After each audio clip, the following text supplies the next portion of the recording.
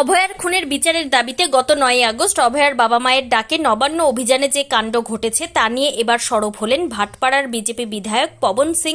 তিনি বলেন, আজকে এমন পরিস্থিতি হয়ে গিয়েছে যে তৃণমূল সরকারের বিরুদ্ধে প্রতিবাদ করলে এই ধরনের সমস্যা ফেস করতে হবে।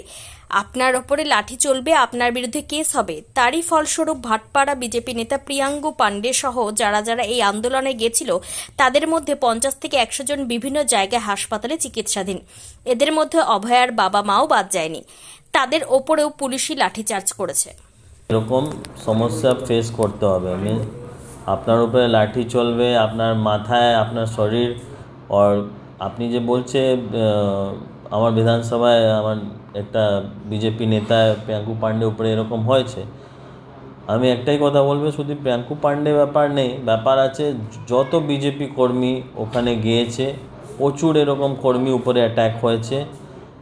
এরকম কর্মী উপরে কন্ডিশন হয়ে গেছে কি মোর দেন 50-100 লোক এখনও অ্যাডমিট আছে অল ওভার ওয়েস্ট বেঙ্গলে, যার যেখান থেকে বিলং করে সব নিজে নিজে হসপিটালে অ্যাডমিটে আছে। আর সবাই উপরে কেস হচ্ছে এখন। ওখানে যে কর্মী ছিল, কর্মীকে আইডেন্টিফাই করে সবাইকে বাড়ি বাড়ি গিয়ে পুলিশ প্রশাসন সার্চ করছে। ফুটেজ যে ছিল, ওখানে ক্যামেরা ছিল, ক্যামেরার মধ্যে তো সবাই চলে এসেছে, সবাই ফুটেজ তো চলে এসেছে, সবাইকে আইডেন্টিফাই করে সবাই বাড়ি গিয়ে সবাইকে ধরছে। ওরকমই যেরকম সবাই গিয়েছে, ওখানে গিয়ে প্রতিবাদ করছিল, পুলিশ লাঠি চার্জ করেছে। আপনি তো নিজেই দেখেছে যে আরজি কলেজে আমার যে বলা যায় যে অভয়া উপরে যে অ্যাটাক হয়েছে, যে রেপ হয়েছে, মার্ডার হয়েছে, ওর নিজে মা উপরে অ্যাটাক করেছে পুলিশ প্রশাসন, ওর মাথায় মেরে দিয়েছে। আপনি ভাবুন, একটা মা নিজে মেয়ের জন্যে প্রতিবাদ করে, একটা হয় না জাস্টিস জন্য প্রতিবাদ করছে, ওর উপরে পুলিশ এরকম অ্যাটাক করছে, ওর কি ভুল আছে আপনি বলুন তো? আপনি কি আপনার কিছু খারাপ হলে কিছু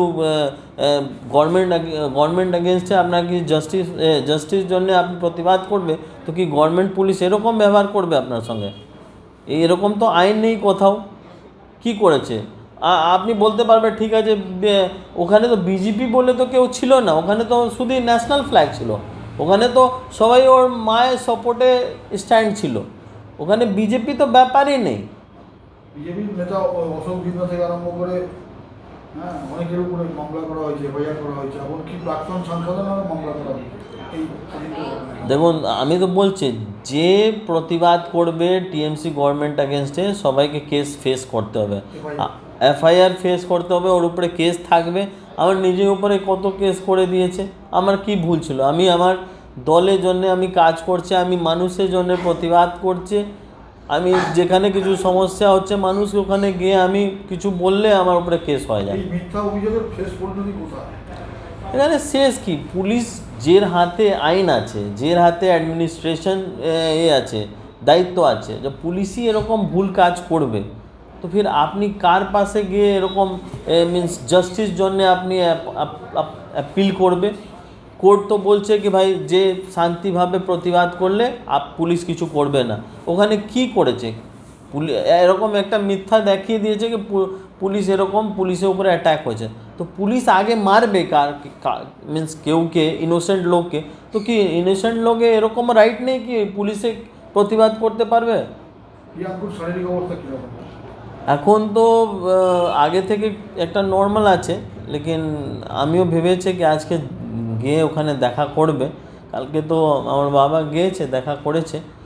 আজকে না গিয়ে দেখা না করলে আমি ভালো করে বলতে পারবো না এখন প্রেজেন্ট কন্ডিশন কি আছে। কলকাতায় প্রিয়াঙ্কু পাণ্ডেকে যখন মারা হয় একটি বেসরকারি নার্সিংহোমে ভর্তি করা হয়, সেখানে সরকারি চাপের জন্য তাদের মানে রাজ্য সরকার চাপ দিয়ে সেখান থেকে ছুটি ঘোষণা করিয়ে তাদের বাড়িতে পাঠানো 4 ঘন্টা অবজারভেশন।